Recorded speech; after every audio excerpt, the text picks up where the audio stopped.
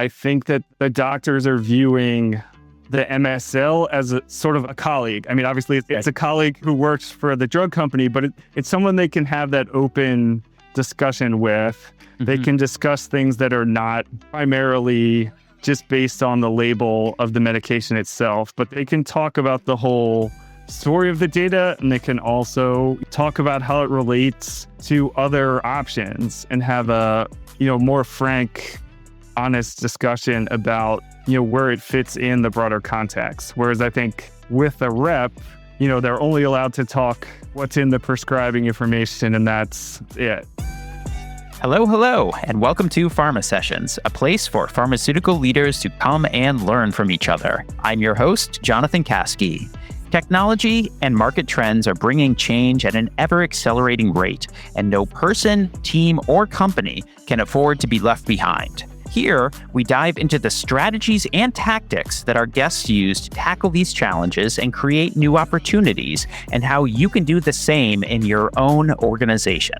Welcome. On today's episode of Pharma Sessions, I'm thrilled to have Sean Sheffler-Collins.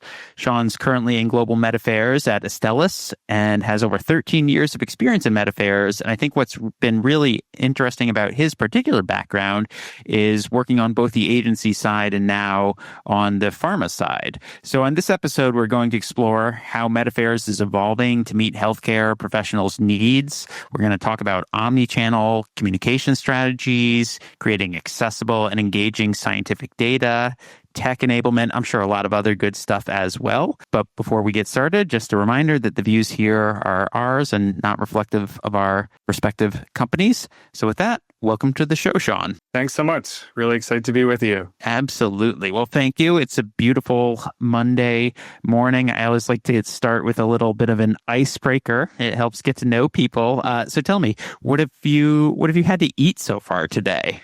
All I've had today is an apple and some coffee. So this is a universal theme, is that Med Affairs people always skimp on the food, but never the caffeine. What do you think that means?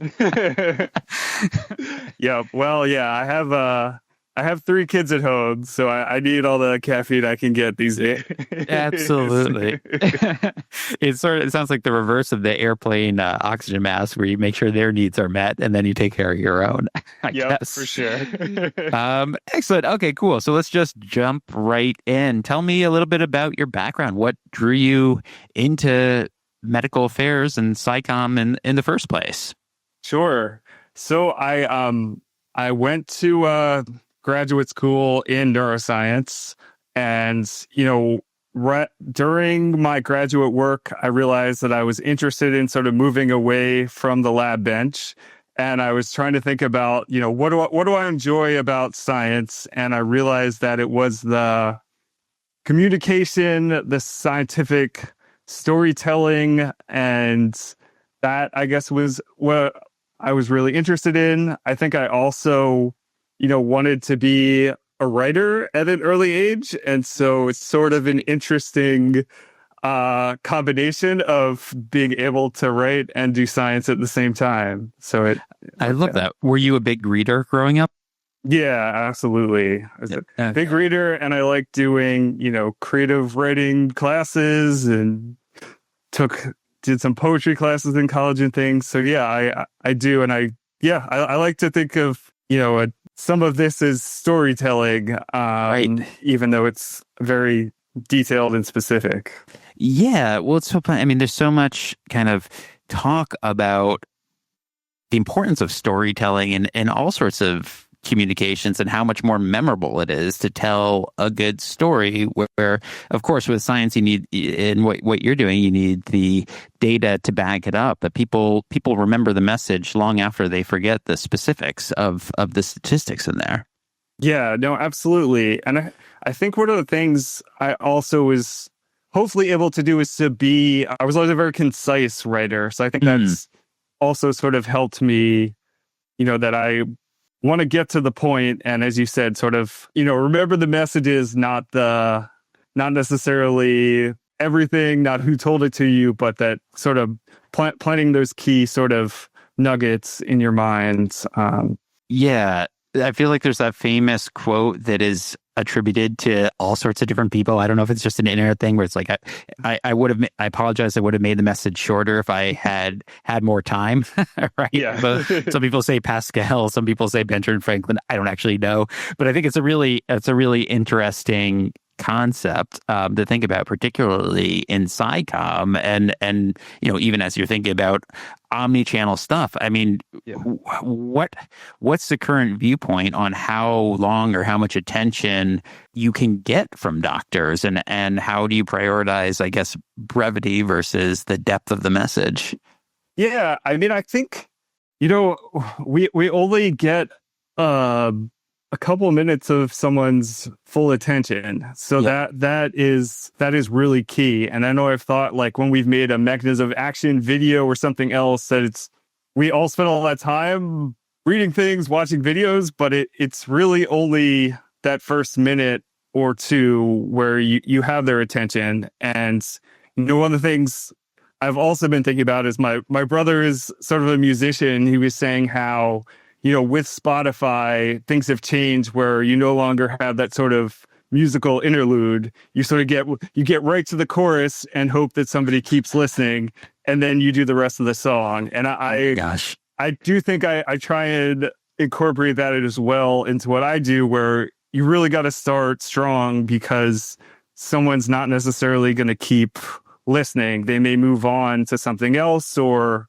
I think also, like, at a conference, we are walking through, you see different booths, right? And so, there are all these things going for your attention, and for whatever reason, you stop, and if it's not what you want, you just sort of move on. And right. I think that's the ecosystem that we work in now, where there's a lot of voices, a lot of content, and, we want to figure out how to get someone's attention and give them the right information. Now, if we do have their attention in med affairs, I think we have some advantages. On the commercial side, they may have an interaction that's only 3 to 5 minutes. But when a doctor's really willing to talk to an MSL, that visit might be a half hour or longer, where they can really get into the data and talk about sort of all the details about what type of patients, how you manage them. You can have that full story, but you really have to come in with that sort of elevator pitch to get them in the room and have them, my goal at the sort of global level is getting them to come ask for more information, right? I'm not telling them the whole story. I want them to ask. Right. You're sparking curiosity, right? You're almost earning the right to tell the bigger story by either. So let me ask this as a question. Is your approach to do that by leading with your biggest, kind of most compelling point and hope that draws them in, or are you leading with kind of thought-provoking questions? What is your approach to getting that attention that's going to cause somebody to spend 30 minutes with a member of your team? So I think it's usually the latter, where you're sort of trying to pique their curiosity, with the exception of if we have some sort of really exciting data, and then I just right, gonna blast. Need to be coy about it, right? You can just tell them at that point. Yes, gonna scream from the rooftops, but most of the time that's not the case, and we're trying to get them, excited to think about it. Again, sort of like a story or something, where you're trying to pique their interest to hear more. And so, as you said, oftentimes it could be like a leading question, or something to just hopefully make them stop and think. Do I know what I think I know, or could this have could they have more to tell us? Because I also recognize. Now, I work for a pharma company, so there's only certain types of information an HCP wants to get from the pharma company. And we need to stay in that specific area, which is mostly... Can you say more about, like, what types of information are you referring to? Yeah, so sometimes, I think the pharma company is a key source of the data itself. We own the clinical data. So that's something that providers know they can come to us and we will give them that sort of clear, unbiased data itself. Most of the time, what we know, they want to interpret it themselves. They don't want us to interpret it for them, looking at us necessarily as an educator. They're looking at us as sort of the hard facts. Right. Now, also in a sort of development pipeline area, the company also has different molecules, different mechanisms of actions, things, they're sort of holding on to a lot more of the information. So that's another area where in the pipeline, we have some more information to give that could be interesting as well. So there's sort of the two sides of the coin, I guess. I mean, is that sort of, I'm thinking about it, what you had said, where an MSL is often getting significant time with a provider where, depending on what data you see, sometimes the commercial interactions are a minute, 2 minutes. I've seen the number 30 seconds, right? Is that because the commercial is more viewed as transactional, like, hey, I just need to engage with this person to get my samples? Or is it, what sort of, it's a major difference in what you're talking about. What do you attribute that to? Yeah, I think that in the best case scenario, I think that the doctors are viewing the MSL as a sort of a colleague. Obviously it's a colleague who works for the drug company, but it's someone they can have that open discussion with. Mm-hmm. They can discuss things that are not primarily just based on the label of the medication itself, but they can talk about the whole story of the data, and they can also, talk about how it relates to other options and have a, more frank, honest discussion about, where it fits in the broader context. Whereas I think with a rep, they're only allowed to talk what's in the prescribing information, and that's it. So I think there has been a little bit of a shift of balance where if you're coming to the company to ask a question, most people would rather talk to the scientists than someone who has a different knowledge set. So I think that's, the interactions don't happen all the time, but when they do, I think it can be a really positive discussion. Mm-hmm. And, I think that's also where, we as a company get a lot of great insights from those interactions to see, what are the questions people are asking? What are they thinking about? And we can make decisions of, okay, there's a lot of interest in this type of side effect or changing the dosing or these types of patients. Do we have data? Is there, could we consider a new study? How do we sort of get that detail? So it is a really nice sort of dialogue. It's not just one-sided. I think we really value those as well to give us a lot of good information as well.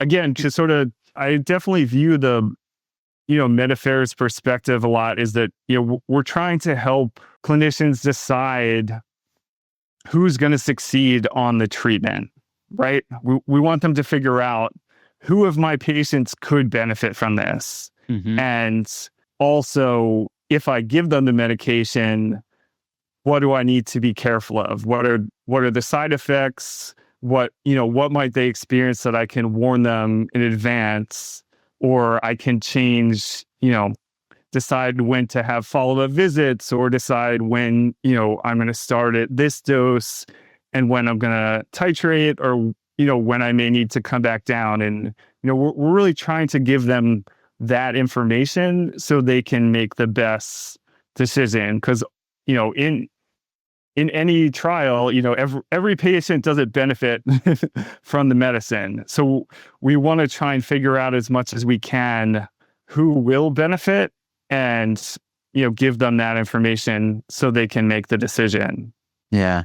And it sounds like you covered a lot there, but one of the things that kind of stuck out to me was this idea of looking at the questions themselves that the doctors are asking in order to understand where those gaps in education maybe, or Yeah. or kind of trying to glean insights from the stuff coming from the other side, even if they're not specifically saying, hey, you need to show me more data on safety and efficacy. It's if you have a lot of questions about that, right? That's, you understand how to prioritize that. So how do you make sure, like if you're thinking about managing, a fairly large MSL team, how do you make sure that those are captured, or I'm guessing input, in somewhat of a standard manner so that you can then start to do that type of analysis? Right. Yeah. I mean, so we get them from different sources. I mean, the MSLs can put the feedback directly into the CRM system to bring the insights in. Mm-hmm. But that's, and a challenge for us, and I'm not sure if it's true. I assume it's probably also true for other companies. We're truly a global company, but the company isn't exactly the same around the globe. And, Right. Different MSLs sometimes are using different software, and it's coming in, and, we have to figure out the best solution to get those insights and understand them. I know that is an area where a lot of companies are using some AI Mm-hmm. to help summarize the information, and help them, if we have some huge spreadsheet that has, all the insights that we brought in, what do you do with that?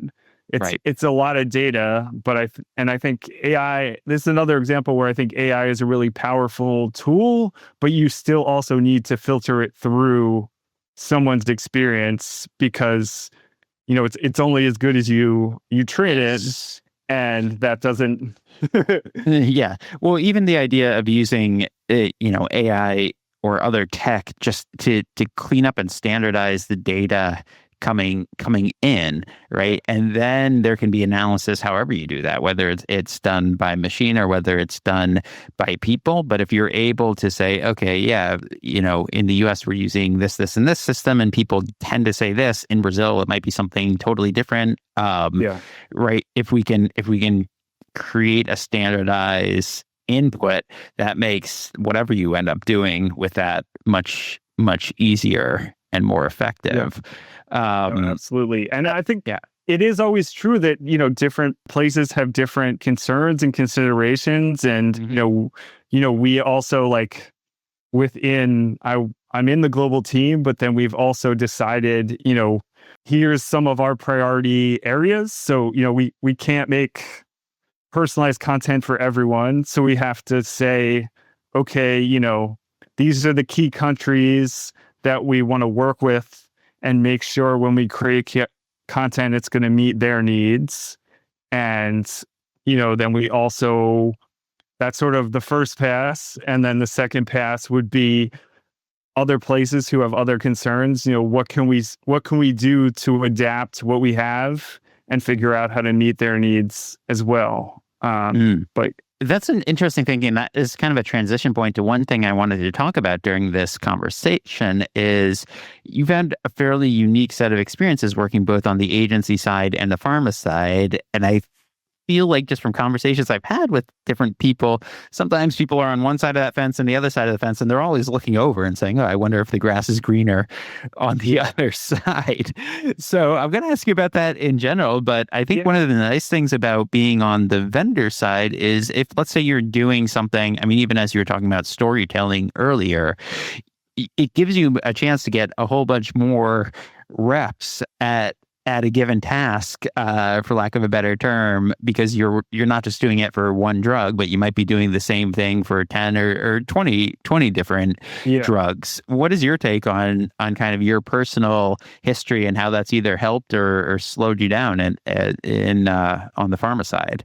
Yeah, no, I mean, I found it enormously useful to have had that experience. I mean, as you said, I think, first of all, understanding, I think I worked at maybe 5 or so different agencies. So understanding how each agency does things differently, and then, working with a lot of different pharma companies, working on a lot of different drugs in a lot of different therapy areas, which, bringing that experience, I think is really critical. And, now on the pharma side, I really value the agency's perspective to understand, how do we sort of get outside of our box? What are other companies doing, or what are other experiences you can bring to that? Because, I think that's really valuable. And, there are some preferences of, different type of HCPs have different ways they like to hear information. And some may be, very tech savvy, and some may be very, unwilling and, very focused on maybe just reading a journal article and, figuring out sort of what the preferences are. But I think that experience has been great. And I've certainly, leaned extremely heavily on my prior experience in order to figure out what's happening. And, I think also I was saying going to a Congress is also a great time to walk around and see, what are other companies doing, and see, get a sense of what the sort of best practices are. And I think that's really helpful. Now, to your earlier question, I think I didn't understand on the agency side what my job would be like working for the company itself. I think that was a big difference. And yeah, how so? So one difference is that I've really only been focused on one product at a time. So everyone is, very, very in-depth knowledge, and very focused on one thing, and, not seeing everything else. I think the other thing is that just sort of the decision-making process and how different choices are being made at that sort of global level and its implications. And, I find myself probably on a daily basis really having to justify what I'm doing, how I'm doing it, and why. And I think I spend a lot more time, talking to different stakeholders. Mm-hmm. Like we were talking earlier about different insights, taking the insights and saying the reason that I'm doing this publication or creating this video or creating these slides, we're doing that because of this information we received, and because of this, what's happening in the competitive landscape, or, I saw this thing at the ASCO meeting that was really cool. We should do something like that. And, I'm well, it makes sense, because if you think about it, at an agency, you're essentially working on a project, and you don't need to justify why you're working on the project because the client hired you to do that. Versus here, right, you're making decisions, strategic and tactical. And so, of course, you have to communicate with the various stakeholders across the organization and up management and everything about why you're making those decisions. And I think also following through as well, like as you were saying, so at the agency, you sort of complete the task and that's sort of the end. But now, I complete it, but then I want to ask, okay, to the MSLs that are using it, is this working? What could I do better? Is there something did we miss something? What feedback did you get? And sort of continuing to evolve. It's more of an iterative, collaborative process, in that way. Because you have to live with the results, so you're not on to the next, you're not onto the next client. But I think it's also kind of cool, as you talked about, sort of leveraging your agency partners. I mean, I always had this concept in mind of like, okay, if you're just head down and you're doing things the way that Astellas has always done it, you're probably trying to get better every time, and you're optimizing on that particular framework. But an agency partner might understand, all right, well, we're working with 20 or 30 different companies. Is this even the best framework to be refining, right? So I think that there's a lot of benefit there to a strong partnership, just because it's a different set of expertise. I mean, that was always my experience for a time, I was helping a lot of med affairs companies do virtual ad boards asynchronously. And I was like, I will never have any level of understanding about the science in any way that will be helpful here, but I do know actually how to engage with doctors really, really well, because I've seen like 2,500 of these things over the last few years. So it's like you just have your particular skill sets, and I feel like part of your job, right, is in bringing in those right people who are experts in their particular patch of everything that you're trying to do. Yeah, no, yeah. And I think I really value the agencies, to help us innovate is one real area where I think have so much better a finger on the pulse. And, we have processes, and sometimes we have discussions with legal and others, say, oh, I don't know if we could do that. And then, the agency is super humble, say, well, look, here are all the other companies that are doing just that we work on. Like, we had one example creating a microsite for a conference where we could share our data, and that was something that the company was very resistant to. And then, colleagues were able to convince them, this is a great idea, we should do it. And then immediately they decided, oh, we need to do this to every single, this is the thing we need to do. Complete this is 180. Right. So can you tell me more about that? Because that's something people are always interested. Like, it's hard sometimes to bring innovation to a pharma company, because legitimately it's such a regulated space, right? They have to be super careful. So how were you able to, create the business case to get, if you want to talk about that one in particular, more at a high level, to get something new approved?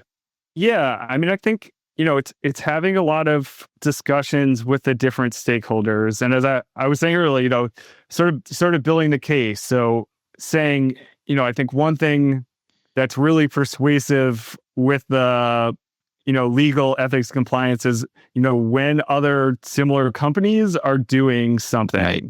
So because they are also facing the same regulation and risk. And so, especially if some of the very large companies are doing it, that's a good case where they can consider it. So yeah, building that case, building that argument of, here are things that are doing, and then also, we're under a lot of pressure to show metrics and value of what we're doing. So, for the instance of the microsite, it's a great way to say, okay, if we just have a poster at a conference, here's an idea of how many people will see it. But we can get the data from the site of how many unique users we have almost instantly.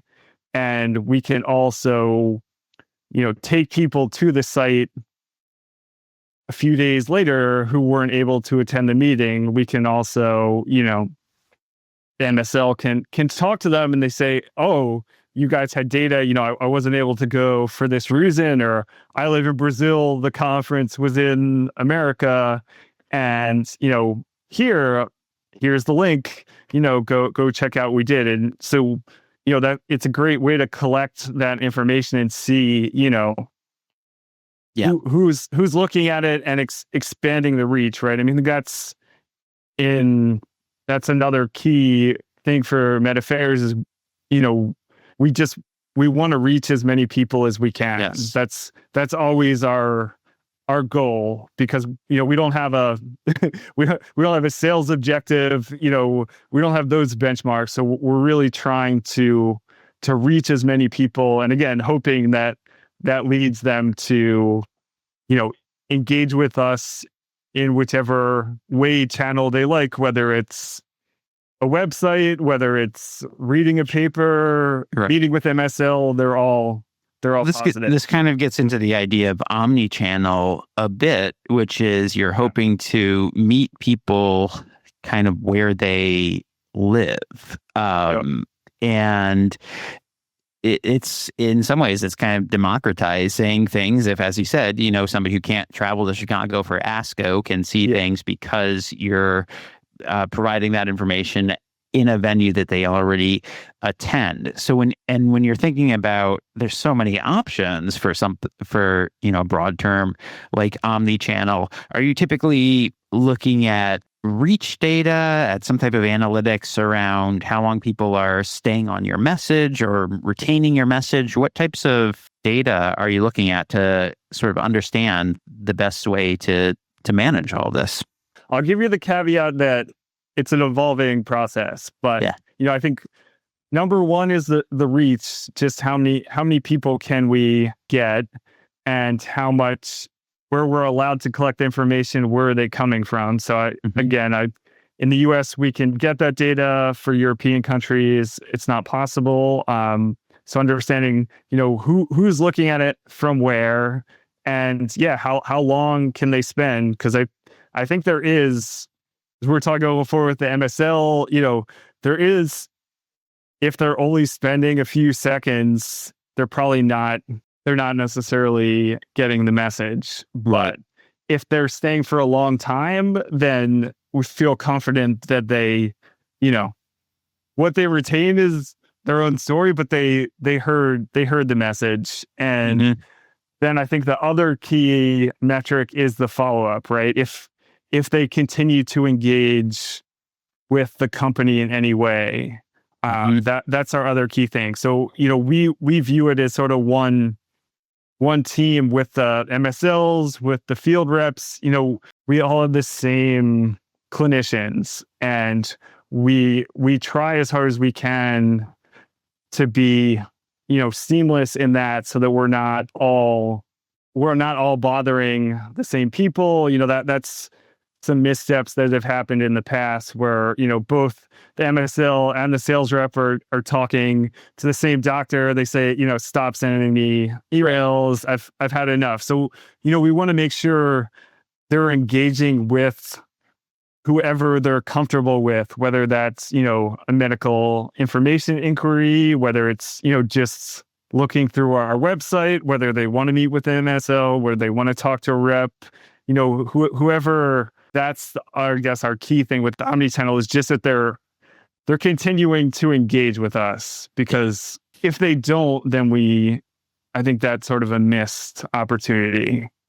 Yeah, and some of that stuff happens for kind of best intentions, right? Where it's like, medical and commercial have to be completely firewalled from each other. And then you do end up in a scenario where, because you're trying to quote unquote do the right thing, like people are getting inundated because they can't see it. So there's definitely a balance that is respectful of the regulatory environment of what medical's role is, and not having commercial goals tied to them, but also doesn't create a bad experience for providers.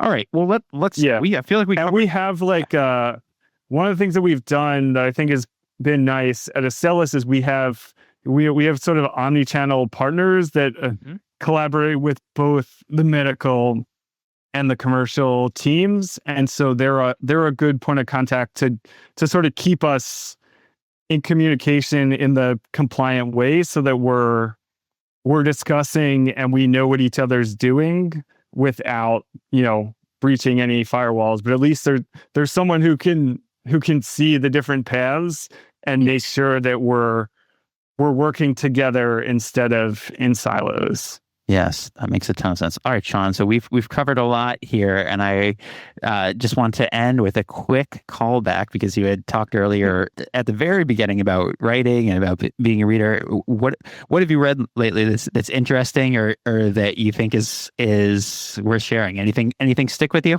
I might need to pull up my list for 1 second. Yeah. You know what's funny? I read on the Kindle, and I find myself always forgetting the title of the book that I'm reading because you're not staring at it all the time. Yeah. But while you're going, I'll share mine. I just finished a new book by this author who I really like called Gary Steingart, who wrote Super Sad True Love Story. Was, I think, one of his breakout ones, but this one was called Vera or Truth, and it was a really interesting, I guess you could call it dystopian future, although it's leaning more towards dystopian present in the way that he's writing it. But I highly recommend it if you're looking for something that's just interesting and kind of funny and very good. Yeah. All right. So I'm reading The Antidote by Karen Russell, which is been enjoying that. It has a little bit of magical realism, which is something that's really really fun. I've also been, which is not a new one, but the book Less I've been recommending to a lot of people, which is I really like because it's especially in these times that are pretty contentious. It's like a love story, and I really, it's something sort of light and very well written. Really like that one. And I don't know. I love Colson Whitehead. So I guess anything by Colson Whitehead. I love that sort of like sci-fi dystopian, again, magical realism. Those are themes that I love. So awesome. Yeah. Awesome. Well, thanks. We'll leave it there. But Sean, it was great talking with you today. And yes, I really appreciate it.